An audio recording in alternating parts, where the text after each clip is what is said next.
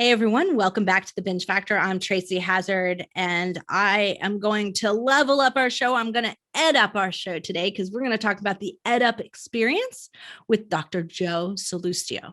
And Dr. Joe, he said we can call him Joe. I like to call him Dr. Joe. He deserves that. Dr. Joe Sallustio is one of the nation's foremost higher education experts. He has led a broad range of educational institutions, including a regionally accredited nonprofit university online, and a regionally accredited for-profit university online, and a nationally accredited for-profit college online and hybrid, giving him a unique and effective breadth of knowledge in on-ground and online higher education administration. In today's ever-evolving and competitive online higher education landscape, this diversity of experience is necessary to successfully lead a university into the future. Joe is the co-founder, co-host, and co-producer of America's leading higher education podcast and America's leading higher education podcast network. Beginning in February 2020, the EdUp Experience has grown to surpass 55,000 streams of its episodes and counting, interviewing leaders from all across higher education and beyond. Joe has just really, loved podcasting. He has just come into this and just absolutely loves it. And now they have 17 shows on their network, and they're helping other people podcast through that process, but everything's focusing on EdUp, right? On growing the education. And in a sense, they've added a little bit of social justice in there. He'll explain that as well.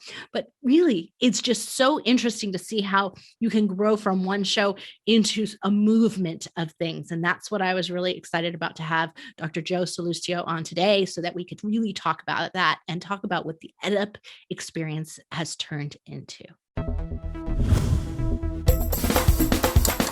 Wish you were one of those influencers with raving fans who binge on your every word, consume all your content, buy everything you have to sell, and demand even more? Then stay tuned while Authority Magazine columnist and BuzzFeed contributor Tracy Hazzard shares strategies, tips, and tactics from top videocasters, podcasters, authors, and social influencers on creating that bingeable factor. Now, let's join Tracy as she explores how to rise above all the digital noise with the Binge Factor.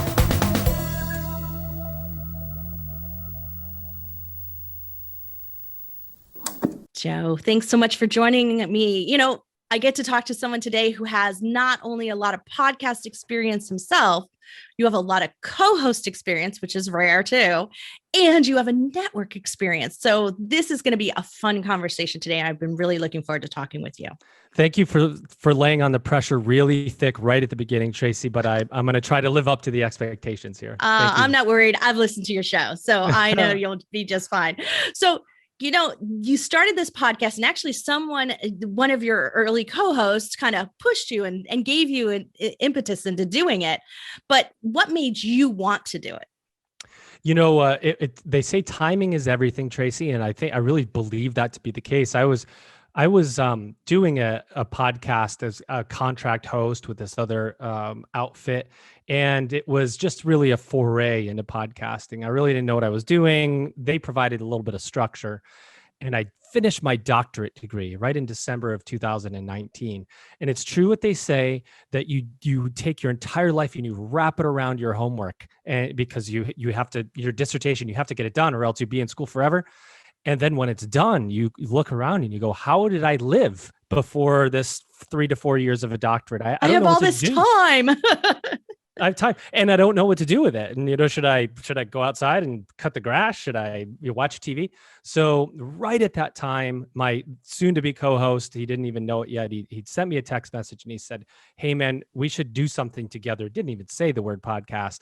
And before we came up with the idea of a podcast, I said, yes, let's do something together. I have all this time to fill. And there you have it. I said, yes, it was a podcast, and we just started and went with it. So, this is it. It's so great that you did have someone who had some background there and brought that together for you. But, focusing your podcast and figuring out what you were going to talk about. I want to address that today, because sometimes that's the hang up for people and they don't get it right. It frustrates them. They think they've got their topic down and they don't. But you guys hit on something that was really good, and you've shifted it and molded it over the time, but you started with something that felt right for you. How did you guys go about deciding this was going to be our podcast? I wish I could tell you that it was, there was some planning, and I'll talk about that in a second, but there was a lot of tripping and falling into ourselves along the way. Like, wait a minute, what are we talking about here? And what do we have on our hands? We still, to this day, actually, we had a conversation today about something related to the podcast, and we said to each other, what is it that we have? Because it surprises us still what we actually have on our hands, and it takes on different forms. But higher education is a lot of people look at higher ed and it's like mythical creature. It's unknown. And when you think higher education, a lot of times you think elite higher education like Harvard and Yale, and there's community colleges and there's private colleges, so many facets, for-profit colleges. There's so many facets to higher education. And we thought, we really did an external scan. We said, what podcasts exist in this genre, which is higher education, which number one is super boring, Tracy. I don't know if you, listening to anyone talk about higher ed can you imagine? I don't know, maybe tax accounting or. I have to admit here right now that you didn't get through my structure of like processing very fast, because that's exactly what I thought when I first saw your name. So I passed it on to my team, who bounced it back to me and said, no, this is really good. You should listen to it. And so it didn't go through my structure either. So yeah, the expectation wasn't very high. I don't blame you. Okay. Because again, if you're just looking at higher education, who wants to talk about that? The answer is no one. And when we did a scan of podcasts that exist in the higher ed space, there were only a couple that really existed that focused on higher education. There were two things that we noticed. Number one, paint drying. It's paint drying on a wall. You're listening to it. I love a higher education. I've worked in it for 20 years and I can't get through some of these episodes, and I understand everything that they're talking about. And I said, wow, this is just murderous. No offense to anyone that's listening. To number two, there were some elite guests, right? These podcasts want to talk to the president of Howard, and they want to talk to the president of Harvard and Yale. By the way, we did talk to President Howard, but what about all the other presidents, the smaller college presidents? There's a ton of students going a number of ways, and there's a lot of innovative leaders in ed tech and higher ed. And we thought, let's talk to everyone on this podcast and make it for and of the people, as political as that sounds, and make it fun. Like, we started out super serious, and it's really terrible to listen to our first couple of episodes.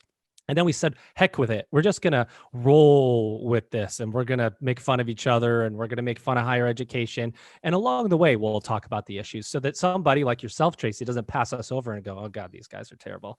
So, well, I wasn't really worried about that, but, because I figured after so many episodes that you had enough body of work that somebody must be listening. So it must be worth it. But was it worth it in general? And that's a question. It's like, are you going to be interested to listen to this in general? And that's a question. When you're deep in a niche like that, you doing your research really helps. And I applaud you guys for doing that, because that can make the difference between figuring out how your show fits in and what your angle is and what you want to take on with that. But you also found out there's a market for it.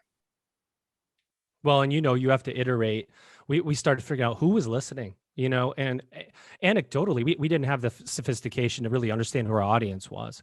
And so we would find out because we'd have a guest on, and the guest would go, oh my God, I've been listening to your podcast for the last month. And we go, okay, wait a second. We have a listener.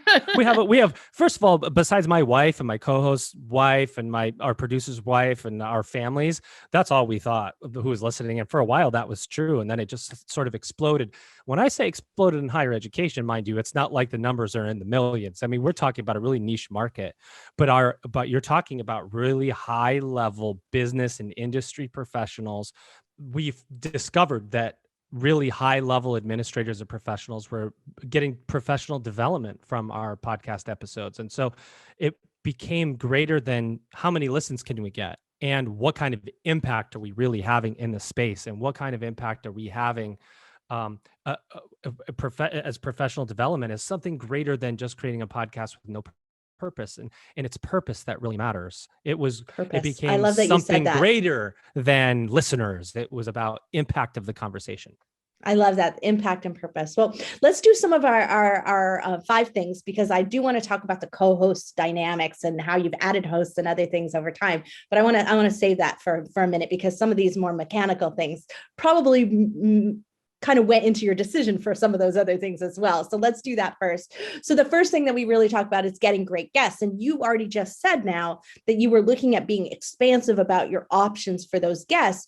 So in that, who did you decide how did you have a criteria for who was going to make a good guest for the show?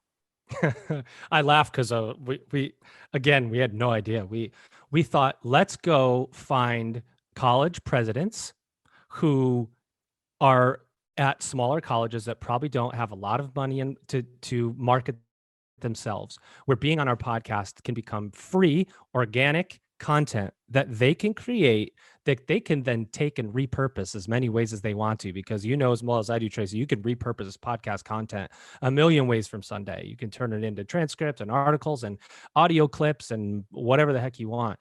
And we started to generate a little bit of interest. We also started seeing ed tech companies who are interested in getting on a map or talking about their company start to come to us. And we built up we really had some gracious guests at the beginning. We had some people that just wanted to come on the podcast. And then from there, it just took on a life of its own. We couldn't say no to anyone, which was part of our downfall. So if there's going to be, when you ask about 5 things you should not have done, I can answer that really fast. But and then it iterated, and then we started really refining that guest. We did find we had to say no to a lot of guests, or else we end up with a ton of recordings, more than you could release in a given week, and all of a sudden you're behind, and this guest starts knocking at your door going, where's my episode? So we had to define it over time. I love that. So really defining who you want and building that criteria for yourself so you don't get overwhelmed, and you also have great quality at the end of the day. I love that. So listeners, I know this is the hardest question, but once you started you had listeners, how'd you go about increasing them? Okay, so this might be an answer you're not expecting, but for us, we didn't care as much about the number of people who were listening as much as the quality of the person listening, right? Now I know that probably doesn't surprise you, but the fact that we didn't care about the number of listeners, because we liked to podcast so much. So whether it was one person listening or 50 people or 500,000 people, we said, we're going to do this and we're going to create a legacy. These podcasts in higher ed or wherever people are podcasting, they don't go away. So if you're in a specific niche or industry, it could be legacy content. It could be used in a book. It could be referenced in classes, courses across higher education. So we started thinking about how it could be used. And we said, okay, wait a second. It might be a kind of a loss leader for us. The podcast is what we do, but then what happens with it? Do we do conferences, and do we, speak about our interviews, and how do we take it to the next level beyond podcasting? I love what we do with it. That's so great. That's so great, Joe. Yeah. I'm so glad. Actually, it doesn't personally surprise me, but it's not an answer we typically get right here. So I'm so glad you said that. That's fantastic. So, well, when the listeners started coming, by the way, and this is like my ultimate tip, but I'll save it. When they share, which doesn't surprise you, when the guest has to share it. If the guest doesn't share it, you're not getting any more listeners. I mean, that's a key component for anybody that's starting out. Yeah, you want them to share it, definitely. So producing like a pro, your show sounds really good. You got some things going on there that, it started out rough, just like every show, but it got better and better as you go on. So, what do you do? What do you personally do in that process that helps you produce it like a professional? I thank you for this amazing compliment you've just given me, because I feel like sometimes we are just super rough still.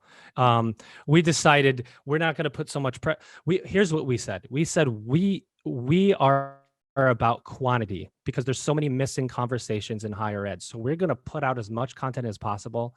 And if quality is secondary to that, we decided to take that risk. Where I think most podcasts, your podcast quality is really critical, because people will turn you off if you have poor quality. But for us, we said we kind of didn't care. If you don't want to listen, then don't listen, but we're going to kind of create some fun content. Now, we did improve it over time. Still, I swear to you, Tracy, I still forget to choose my microphone. I think I've chosen it for this.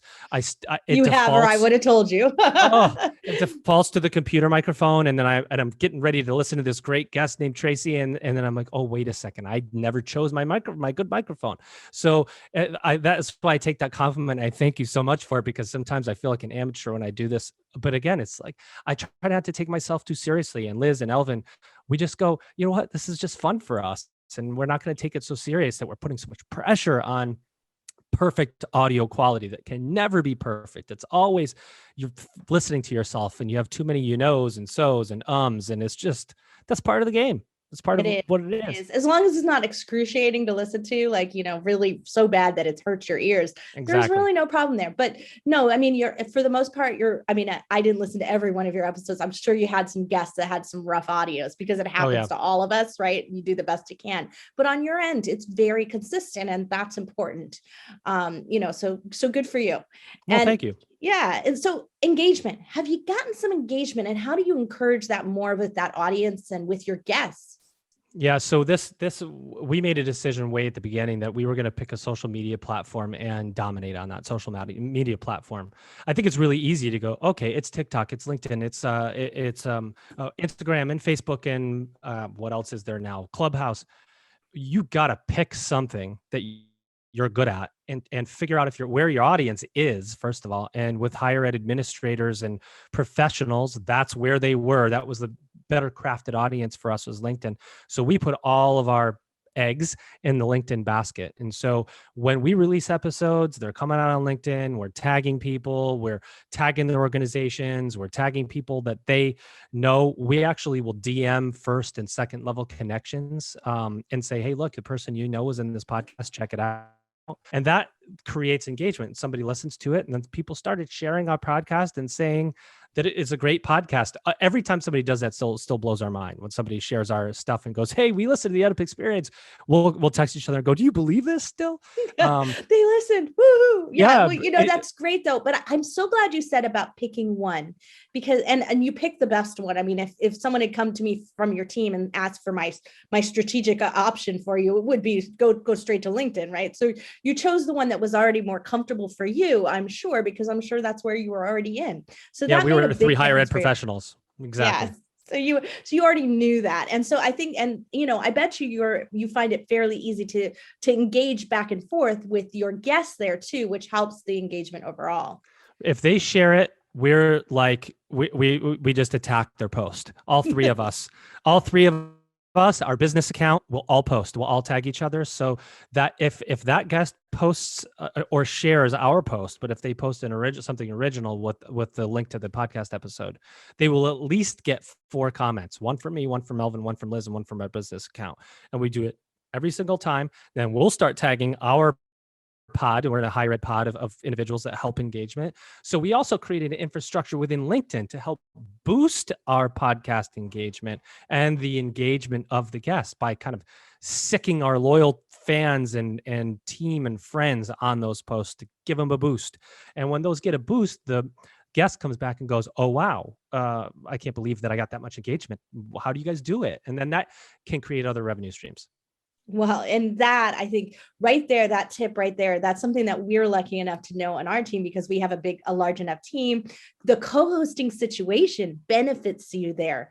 3 diverse people all in the same industry, commenting back and forth and adding that value in there, whether they're group pages or individual accounts. But the individual accounts doing that has a whole lot of power. And I think so often it's the default that one of the hosts or one of the co-hosts in the process will do all the work. And I say that as a person who's always done all the work on social media in my co-host situations.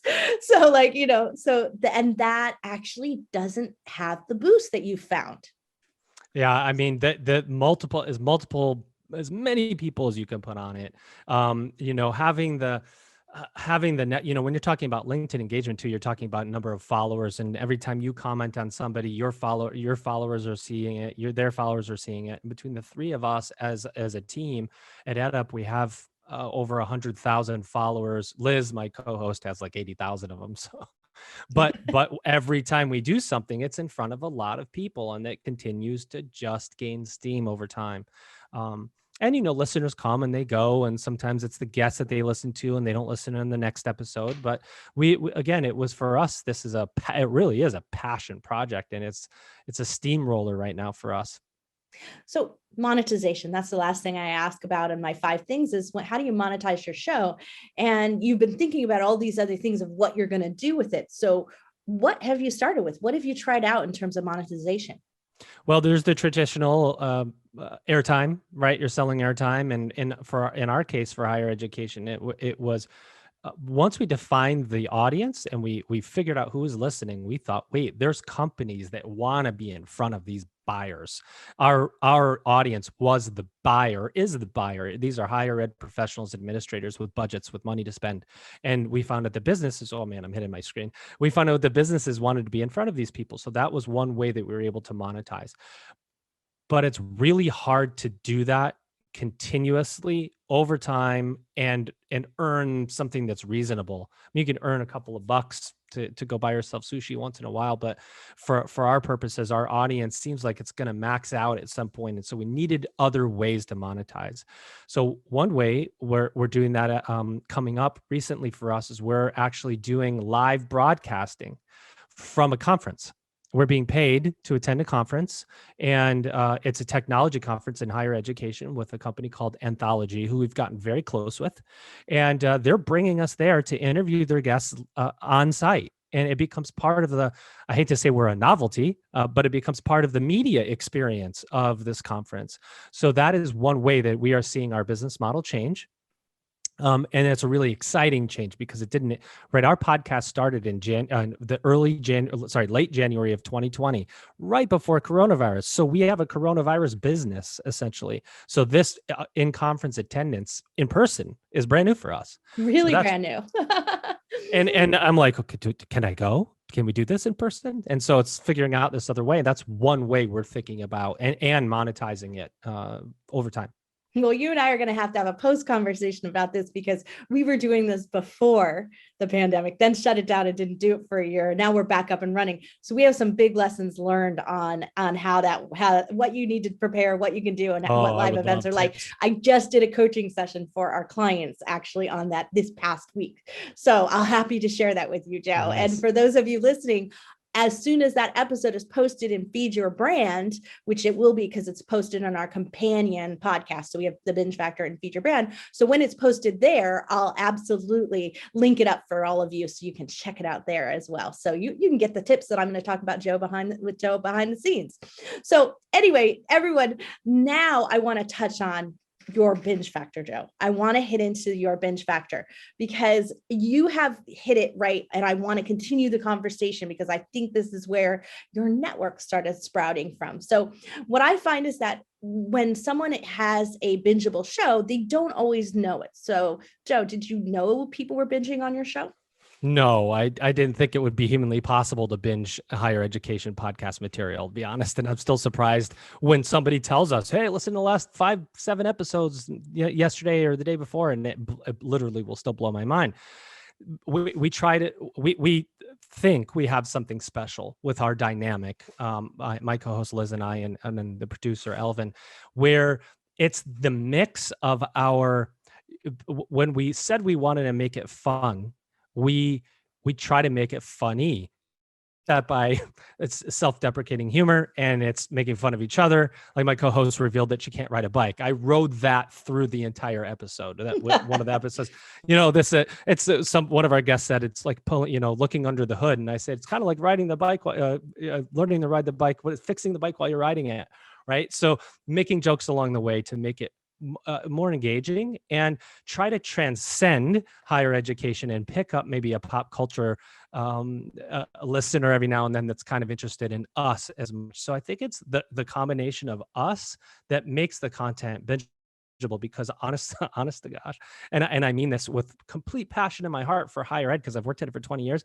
Higher ed content is not bingeable. It has to have something else around it that packages it in order to make it bingeable. And we think that it's us as a team that does that. That's my answer. And Yeah. Well, I'm going to tell you that that's honestly the smaller part of it. It's great that you have that dynamic, and you're absolutely right. Like if I were just evaluating your show amongst other podcasts, I'd say that dynamic of the different hosts and the way that you guys communicate together and the way that you ask questions together and fill the gaps of the others. So because you have different perspectives is a really great dynamic. There's no question about it. It's a great component to the show, and it is adding a lot of value. But the reality is that the reason your show is bingeable is simply because there's a gigantic gap in the marketplace for this information. And so if I want to expand my knowledge, if I want to be a continual learner and why in higher education wouldn't you want to be a continual learner? Like it seems obvious. And then at the same time, there isn't anything that fills that gap. And you're right, your competition is like news and dry, and that's never going to fill the gap. So your dynamic helped make you guys the choice in that gap. But the reality is it's that gap that makes the bingeability happen. And that is so critically important. And then now you've amassed such a great amount of content in there that isn't your typical content, as you pointed out. It's not just all the same guests again and again and again that are on all the higher ed type shows. That in and of itself also creates this great variety that I can't help but want to go back through your episodes and pick and choose. And before you know it, I've listened to so many of them that I've actually binged the entire content. So that's really where your binge factor has come from, is really, you have just filled a gap beautifully. I love that, and I appreciate that outside perspective, because we do hear that we hear that actually from a lot of community college leaders that we will have on, a community college president, where when you think higher education, the average consumer isn't thinking about the community college, and these community college presidents are telling us, you're just doing something special by highlighting these other institutions that don't get a highlight. So I really appreciate that, Tracy, and it's good to hear that, because we work hard to get in front of a lot of guests. There's a lot. We're approaching our 100th here soon, probably in August, September, I don't know when. Sometime later in the year, we'll have 100 university presidents that we would have interviewed, all with really cool perspectives. It's crazy. It really is.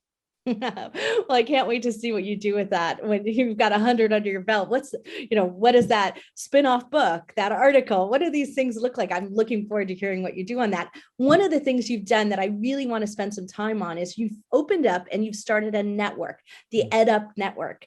And you have something like 17 shows now. You don't just have educational based shows or higher education shows. You also have some on social justice. So it's expanded over time too. What made you decide that a network made sense for you? Well, when we go back to the original, I don't remember when it was, but we had someone ask us if we were interested in having a spinoff series of the EdUp Experience called EdUp EdTech, because we were turning down at that point a lot of technology providers, if you will, because we wanted to concentrate on the college president.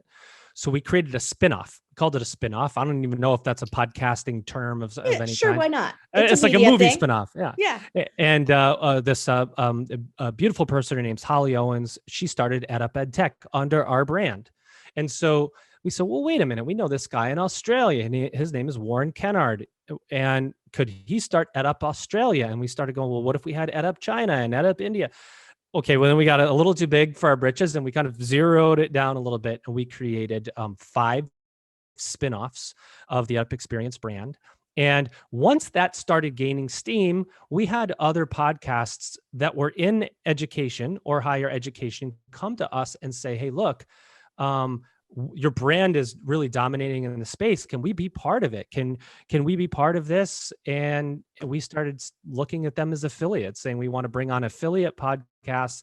They're part of the network. And so we grabbed a couple of education podcasts that were out there, really good ones. And then Liz, my co-host, does a lot of work in social justice. She connected with some folks in the social justice arena, and the marriage of social justice and education is absolutely critical. If you want to have educated, open, mindful leaders that are respectful of each other culturally, you have to have education at heart. And so we said that was a natural evolution for us. So let's open ourselves to some socially justice focused podcasts to integrate into the network, and really just happened. We went from the EdUp Experience podcast on 1 week, or on this single week, and 2 weeks later, we had 8 podcasts in the network. We didn't even know what we were doing, to be honest with you.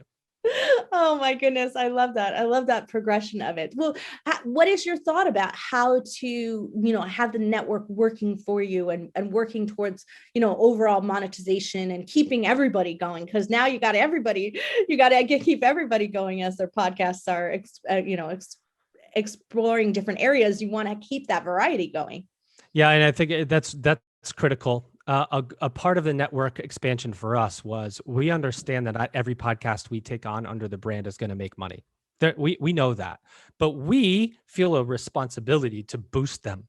We feel a responsibility to help these other higher education professionals boost the message of their podcast. That's the way we take our brand, and we're able to give back in a way that we wouldn't have to do otherwise. We have this responsibility to the space of higher education, right? Yeah. But obviously a share agreement of some kind where we have a couple of podcasts out there that are doing well, and we take a percentage of what they make. It's a small percentage. We want them to go out and make as much money as they can under our brand as possible. And if we make a couple of dollars along the way, that's great. So we have agreements in place with each of the 17 podcasts in the network. And if they go out and they make money, great. If they go out and they don't make any money, it doesn't hurt us to have our brand. We said, if you're a higher education professional, chances are in a given day, you are coming across something EdUp Experience related. And that for us was the win, that we were on the front of the mind of education professionals all across the country, that our brand is really dominating in the space and something you think about when you hear about higher education. That's why I thought EdUp was catchy. Like, you're always going to level up. You're going to EdUp your skill set. Yeah, no, I love that. I love the title. I love the name. That is something that, not everybody hits right, but you hit it right. It's fun. It has all the characteristics you wanted to. It's nice and short and sweet, but it means a little bit different to every person that hears it, and it still resonates. Well, thank you. We would, oh boy, we went through like 50 names, and we just said, EdUp. You're going to EdUp. We're going to turn it into a verb, So when we send out our email, when we send out our email to the guest to tell them that their show is live, we say that it's time to EdUp, right? So we're literally, it's like Facebook me, EdUp. You need to EdUp. We're trying to turn it into we're trying to get it to catch on like fire. So Joe, I know you're learning stuff every single day on your interviews, on your podcast, especially from your co-hosts. I mean, I hear Liz say something and you respond in a way that you're just like, I didn't know that. And it's a new perspective for me. How does that feel to have an opportunity to learn on the job?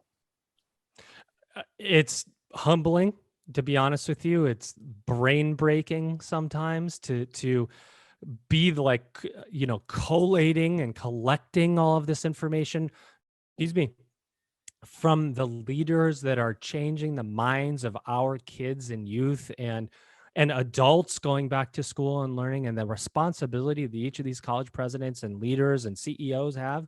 We've been really lucky to get some really high level folks too. I mean, like the CEO of Logitech, and they went from $8 billion to $14 billion during coronavirus. Like, it's insane that the CEO was wanting to come on the EdUp Experience to talk about education. But you think about how education's like a tentacle that's running through everything that we do. It's so important, and it's just so much information. It's almost like an overload sometimes, where I'm just, wow, like, I can't believe we've spoken to that many people that are bringing this level of idea. It's humbling, to be honest. Yeah, it's one of my favorite parts, but you're right. Brain melting sometimes. Yes, exactly.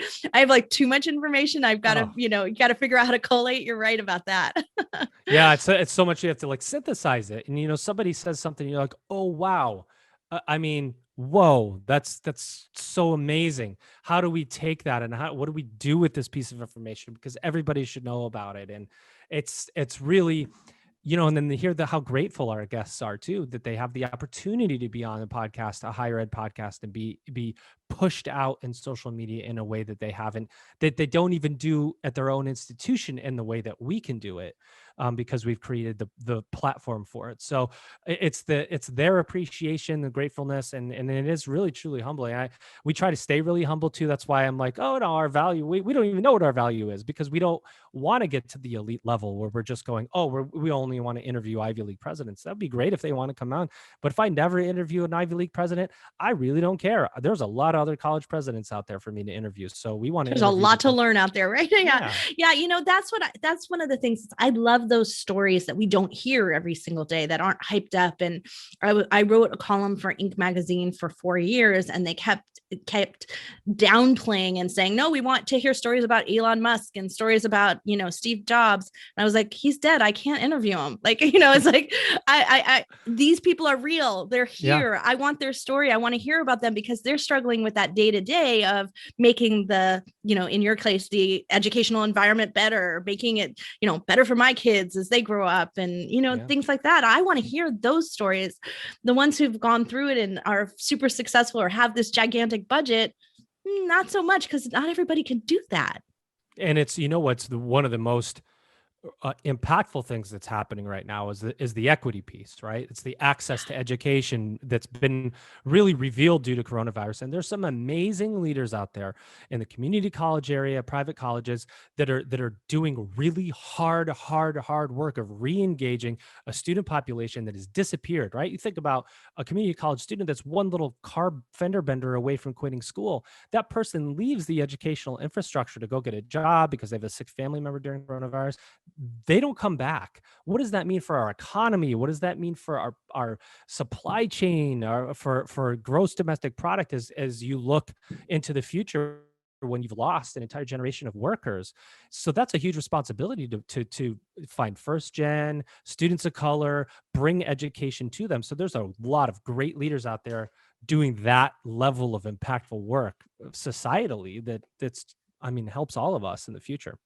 That was the one thing I was so excited to hear about on your show as I was listening to some of the episodes and checking them out, because this is not my area of expertise, obviously.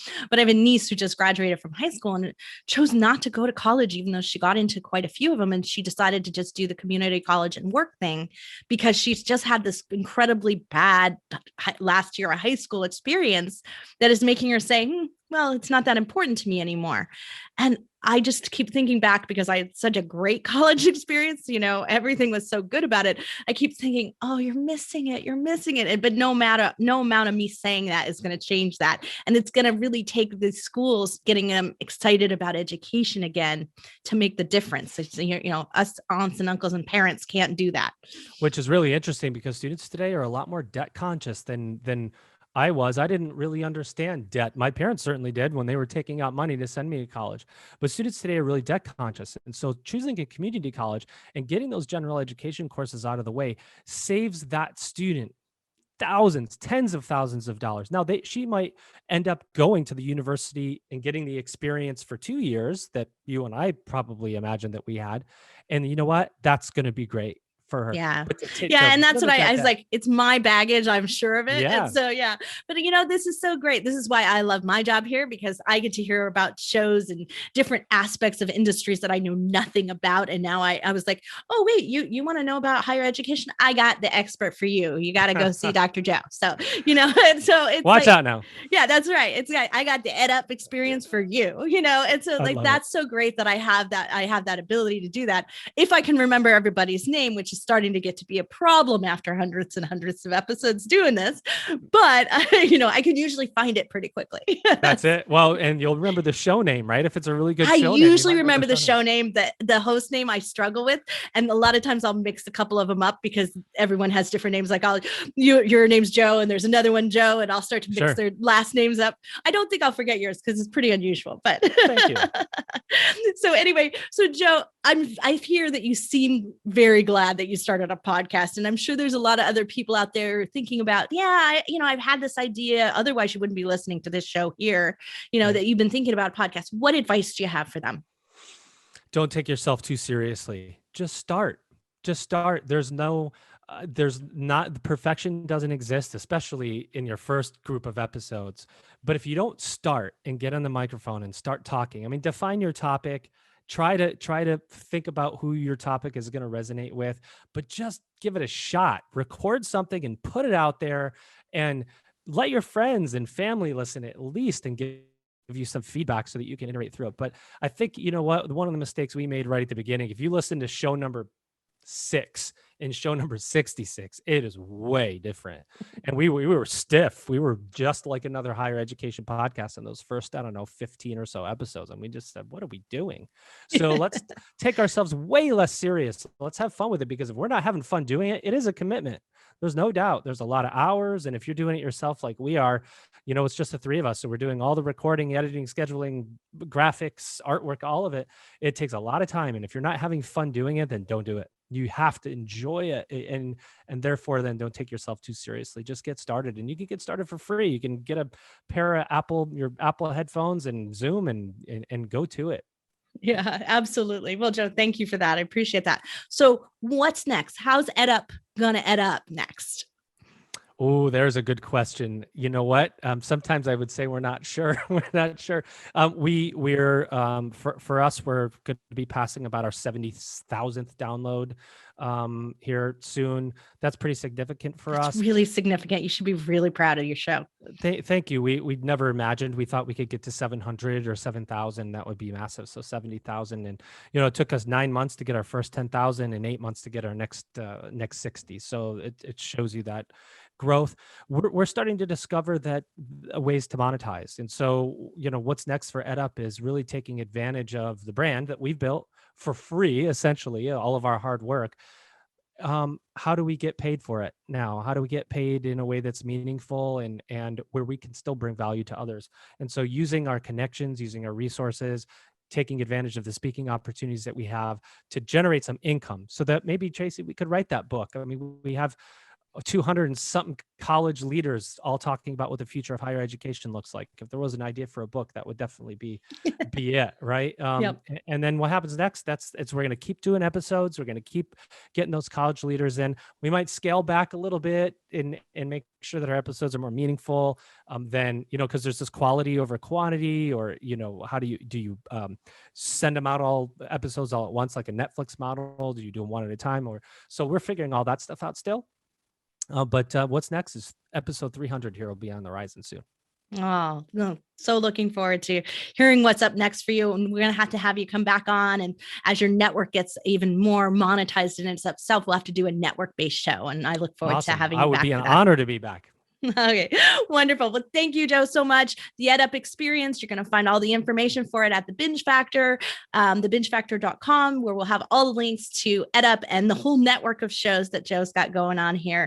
Wasn't that fun? You know, what we do with our show, what we do with it is so important. And that's what Joe has found here, right? He's really found, he and his team and all of the other people who work with the show, his other co-hosts, you know, what they're doing with it to create a community, to, you know, to support their mission of really exposing and giving promotion and publicity to people who, in the higher education world, who just don't get it. It's just not as exciting as, you know, having the president of Harvard on your show, as he mentions it, right?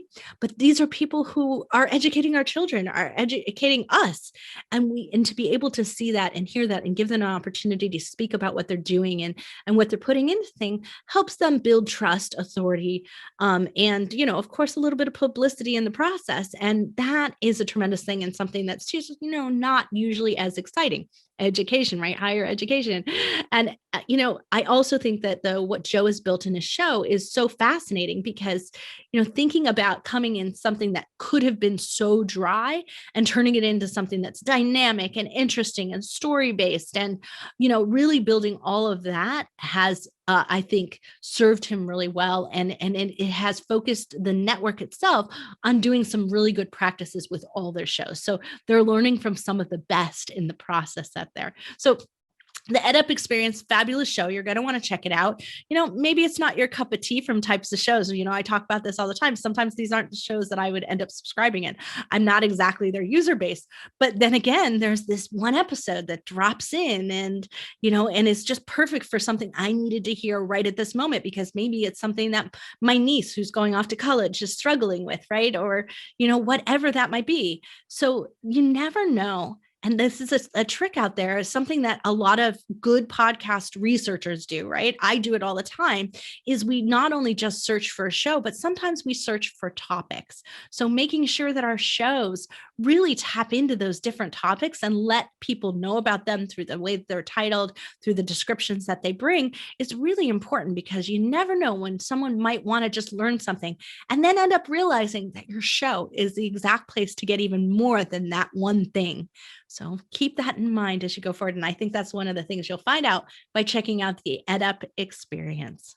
So thank you so much, Dr. Joe Sallustio, for coming on the show. Love what you're doing there. Can't wait to see how the EdUp network turns into and what it grows into. And we'll have to have him back on so we can talk about that network strategy as well. So as always, you can find links to everything, the EdUp Experience, to Joe, to everything we've talked about in this episode. You'll be able to find that at thebingefactor.com, where you'll find video, audio, blog, images, all kinds of things, everything we have. And you'll also be able to apply to the show if you've already got a show or you'd like to nominate a show. So you can do that there as well. So thanks everyone for listening. I'm Tracy Hazzard, and I'm going to be back next time with another great podcast and podcast host for you to learn from so that you can tap in to that binge factor. You've been listening to the Binge Factor podcast. For more information on podcasting and videocasting success tips and tactics, please go to thebingefactor.com. And be sure to listen to our other show for podcasters called Feed Your Brand. If you'd like to be interviewed on this show, as well as featured in Tracy's column, please go to thebingefactor.com/guest and apply.